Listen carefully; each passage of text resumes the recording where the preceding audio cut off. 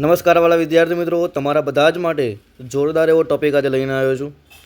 આલ્કોહોલની hydrochloric acid સાથેની પ્રક્રિયા જો ZnCl2ની હાજરીમાં કરવામાં આવે તો આપણને RCl+H2O મળે છે.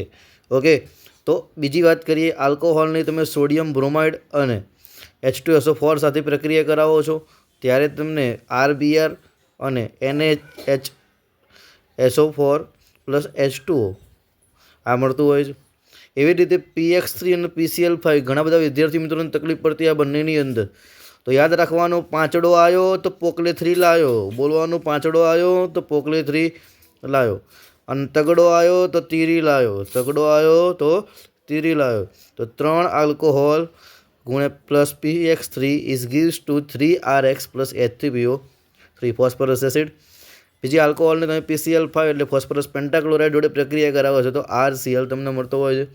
પોકલે 3 મેં તમને યાદ રાખવાનું કીધું, પાંચડો આવે એટલે પોકલે 3 લાવો, PO એટલે POCl3 કલે 3. ઓકે, નેક્સ્ટ વાત કરીએ, આલ્કોહોલની લાલભાઈ પી જોડે X2ની હાજરીમાં પ્રક્રિયા કરવામાં આવે તો X2 કોણ છે ભાઈ? Br2 અને I2. એટલે અહીંયા આગળ લાલભાઈ પી વડે તમારે પ્રક્રિયા કરાવી હોય તે ખાલી બ્રોમિન અને આયોડિનની જ થાય, એટલે RX તમારો જવાબ થતો હોય. છેલ્લી અને અગત્યની IMP થિયરી એટલે કે મીન્સ કે IMP reaction, ROH plus SOCl2 is gives to RCl plus SO2 plus HCl. બેટા આ પ્રક્રિયાને ડાર્જન પ્રક્રિયા પણ કહેવાય. લખું છું ડાર્જન પ્રક્રિયા. ઓકે, તો યાદ રાખવાનું, ડાર્જન પ્રક્રિયા કદાચ કોઈ પૂછી લે તમને, બરોબર, તો ડાર્જન પ્રક્રિયા તરીકે ROH પ્લસ SOCl2 આને કહેવાય SOCl2 ને થાયોનિલ ક્લોરાઇડ. શું કહેશો બેટા? થાયોનિલ ક્લોરાઇડ. ઓકે, એટલે આ મુદ્દામાંથી એક થિયરીના બેઝ ઉપર પણ પૂછાઈ શકે છે, MCQના બેઝ ઉપર પણ પૂછાઈ શકે છે.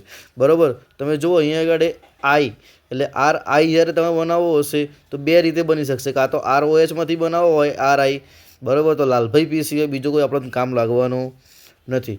એવી રીતે જો ડાયરેક્ટલી RBr મેળવવો, તમારે શું મેળવવું છે? RBr મેળવવો છે તો અહીંયા આગળ NaBr પ્લસ H2SO4 જોડે પ્રક્રિયા કરાવો તો પણ મેળવી શકો છો. PCl5 અને PX3 અહીંયા આગળ બંનેમાંથી Br અને Cl કોઈ પણ મૂકી શકો છો. એટલે ઘણા બધા ફાયદા આની અંદર થતા હોય છે ને આ IMP થિયરી છે, બરાબર. આમાંથી MCQ કે 2 માર્કના પ્રશ્નો કે 3 માર્કના પ્રશ્નો હોય કે 4 માર્કનો પ્રશ્ન કાઢવો હોય એટલો કાઢી શકાય, પણ 4 માર્કનામાંથી પૂછાતો નથી.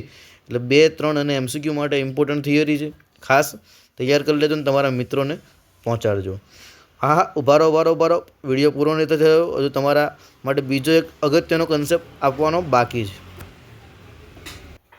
એવી જ એક IMP થિયરી છે, યુગ્મન પ્રક્રિયા, બરાબર છે, ચેપ્ટર 9ની છે. અને આ યુગ્મન પ્રક્રિયાની અંદર 2 રંગકો બનાવવાના હોય, એક નારંગી રંગક અને બીજો પીળો રંગક. આ બંને માટેની ઇમ્પોર્ટન્ટ મુદ્દા એ છે કે બંનેના પ્રક્રિયકમાં કોમન શું આવે છે? કોમન તો સાહેબ બેન્ઝીન ડાયઝોનિયમ ક્લોરાઇડ, એટલે 2 ડાક, બરાબર, 2 ડાક આવશે, એટલે કે બેન્ઝીન ડાયઝોનિયમ ક્લોરાઇડ બંનેમાં કોમન છે. આની અંદર ફિનોલ લેવામાં આવે છે, જ્યારે આમાં એનિલિન લેવામાં આવે છે. ઓકે, બરાબર. પણ હવે તો કદાચ તમને કોઈ એમ કહી દે કે ભાઈ કયો એવો પ્રક્રિયક કે જેના થકી તમે એની ડાયઝોનિયમ ક્લોરાઇડ વડે પ્રક્રિયા કરાવીને પીળો રંગક બનાવી શકો છો, તો બેટા એ આવશે ટોલ્યુડિન, જેમાં અહીંયા આગળ CH2 થઈ જાય અને અહીંયા આગળ જવાબમાં પણ અહીંયા CH2 કરી દેવાના છે, બરાબર. જેનું નામ થશે ભાઈ યાદ રાખજો, જ્યારે અહીંયા આગળ આવું હશે તો ટોલ્યુડિન. કયો? ઓર્થો, પેરા અને મેટા, તો મેટા ટોલ્યુડિન એવું યાદ રાખવાનું છે. ઓકે, તો ટોલ્યુડિન અહીંયા આગળ વપરાય છે. એટલે કદાચ MCQની અંદર તમે જોતા હોય ને ટોલ્યુડિન કહી દીધો હોય તો ચિંતા કરવાની જરૂર નથી, બરાબર. ટોલ્યુડિનની પ્રક્રિયા પણ જો ડાયઝોનિયમ ક્લોરાઇડ કરાવીએ તો પીળો રંગ આપણને મળતો હોય છે. એટલે નારંગી રંગક અને પીળા રંગકની આ IMP થિયરીને ખાસ કરીને જોજો, ખૂબ જ અગત્યની થવાની છે. ઓકે, ધન્યવાદ. ફરી મળીશું આવા જ સારા એવા વિડીયો સાથે આવતીકાલે. ત્યાં સુધી મને રજા આપો. જય શ્રી રામ.